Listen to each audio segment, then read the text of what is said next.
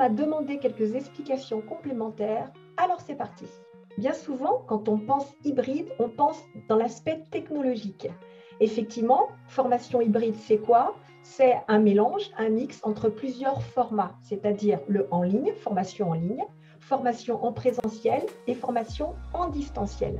En tous les cas, ce sont les formats que nous proposons dans la plateforme S'envisager autrement. Mais pour moi, le côté hybride a bien plus d'intérêt que cela. Notre mental a tendance à enregistrer ce que l'on vit dans un cadre bien défini. Par exemple, je veux peut-être faire de l'aïkido. En aïkido, je vais apprendre l'art du mouvement. Mais enregistrer dans l'aïkido, ça va bien faire. Mais le mental aura des difficultés à le transposer dans la vie réelle, l'art du mouvement dans la vie réelle. Le fait de passer par plusieurs formats, l'intérêt, c'est déjà que le mental ne s'approprie pas le format. On reste sur le fond. Commençons par l'aspect totalement en ligne. Dans cet aspect-là, vous êtes seul avec vous-même. Cela veut dire que cela va venir titiller votre autonomie, la solliciter fortement, mais pas que.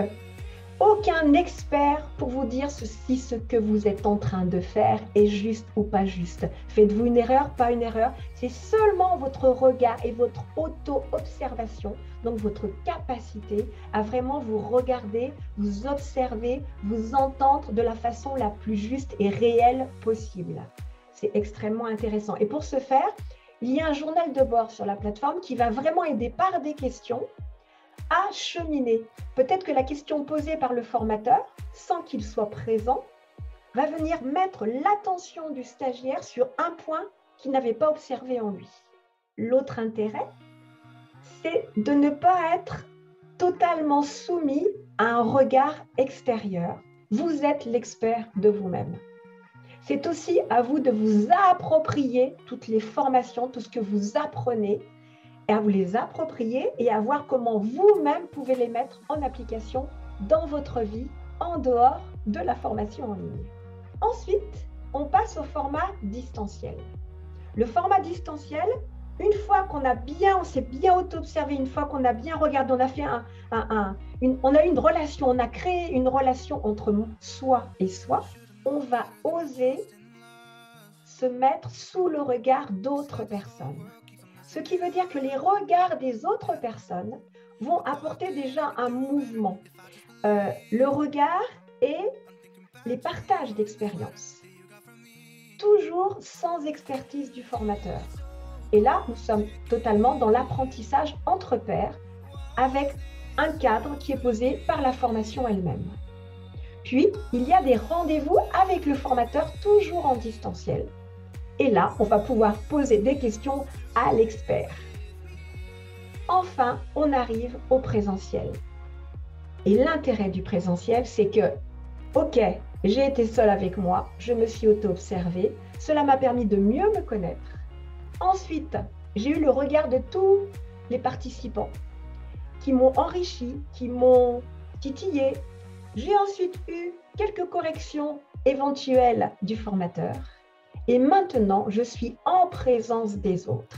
Et là, c'est toute ma réalité corporelle qui va venir rencontrer la réalité corporelle des autres. Et c'est encore une autre façon d'être et un autre regard sur soi qui va être apporté. C'est ça, c'est tout ça le côté hybride d'une formation. Dans mon passé, j'ai été danseuse et chanteuse professionnelle. Vous comprenez que la danse, c'est le corps, le chant, c'est la voix. Aujourd'hui, je suis également coach de vie et là, on est vraiment dans la posture juste où on n'oblige pas, on ne pousse pas, on ne tire pas, on ne conseille pas l'autre et on l'accompagne dans tout son cheminement. Vous comprenez bien que le côté holistique m'est très cher. Parce que pour moi, comprendre intellectuellement, ce n'est pas suffisant. Et c'est pour cela que les formations, elles ont pour objectif de proposer énormément d'exercices pratiques, concrets, qui passent par le corps, qui passent par le côté émotionnel, qui passent par le côté mental également, tout un processus, de façon à ce que tous les aspects, toutes les dimensions de la personne soient sollicités, soient nourris, soient alimentés. On pourrait résumer ça en disant que le côté holistique va venir nourrir le mental va venir nourrir les émotions, va venir nourrir l'âme, va venir nourrir le corps, pour que les personnes se vivent dans leur entièreté. L'interactivité, elle est tout le temps, elle est constante. Elle est interactivité avec soi, parce que je m'observe, je m'écoute, je me vois. Interactivité avec l'autre dans les moments où il y a des rendez-vous en distanciel ou en présentiel. Interactivité au niveau de l'apport des connaissances, parce qu'il y a une médiathèque qui est nourrie par l'apport du formateur ou de la formatrice, mais également par tout le groupe. Chacun peut partager ce qui l'inspire, ce qui l'anime, ce qui le soulève, ce qui l'enthousiasme avec les autres. Cet environnement pédagogique permet vraiment de respecter le mouvement de la vie, c'est-à-dire qu'il y a des choses qui se passent à l'intérieur, puis à l'extérieur, le côté yin, le côté yang, le côté réceptif, le côté émetteur, le côté je viens prendre et le côté je viens donner.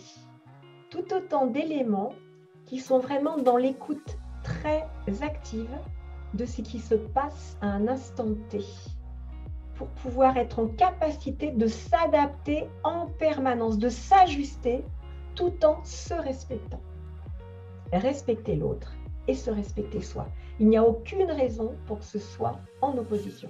Pour coexister, il faut déjà exister.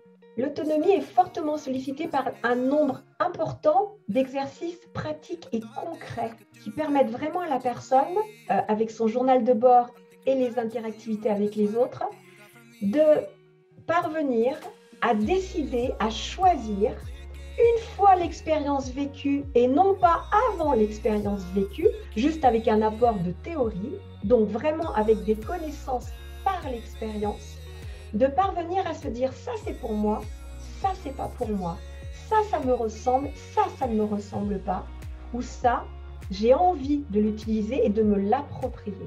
Ce qui mène au fur et à mesure du temps qui passe et de l'évolution de la personne à permettre à la personne de trouver sa propre pédagogie à un instant T qui va l'aider à débloquer ce qui bloque, qui va l'aider à magnifier ce qui est déjà présent, qui va l'aider tout simplement à cheminer. Il est important de se rappeler que votre mental, que le mental filtre tout le temps toutes les informations qui vous parviennent. Et il a tendance à filtrer en fonction de nos propres croyances. Ça veut dire quoi? Ça veut dire que si ça, pour moi, c'est possible et ça ne l'est pas, je vais laisser totalement de côté tout ce qui ne rentre pas dans ma façon de penser. Et cette chose-là qui va venir renforcer ma façon de penser, je vais peut-être l'exagérer ou ne retenir qu'elle. Pour moi, s'envisager autrement, c'est l'élément indispensable si l'on veut bouger quelque chose. Vous connaissez la petite histoire où lorsque l'on demande à des personnes qui veut le changement, tout le monde lève la main, qui veut changer, il n'y a plus grand monde. Or, la condition vraiment pour être en capacité de retrouver sa capacité d'adaptation dans la vie, c'est d'être réellement en capacité de se voir différemment. Un pourquoi pas. Cesser, sortir du « je suis comme ça, ce n'est pas autrement ». Sortir de la fatalité de regard d'expert dans le passé, de l'éducation, et revenir à soi et se dire « ok, là, mais est-ce que je ne pourrais pas fonctionner autrement? Est-ce que je ne pourrais pas me vivre autrement ?» Et à partir du moment où on se regarde autrement, on commence à voir des portes là où il y avait des murs, des fenêtres là où il y avait des murs, et les perspectives s'ouvrent.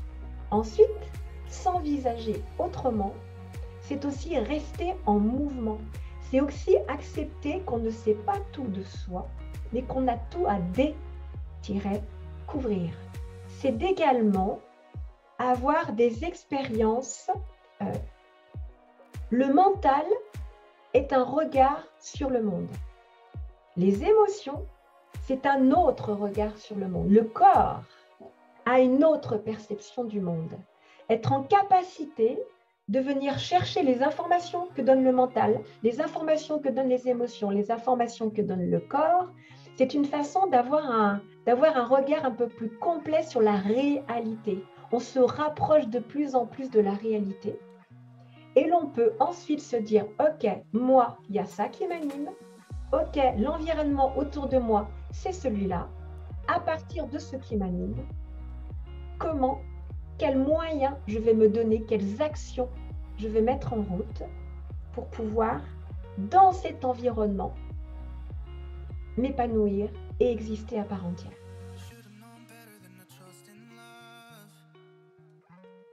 It's like this whole world keeps on messing it up.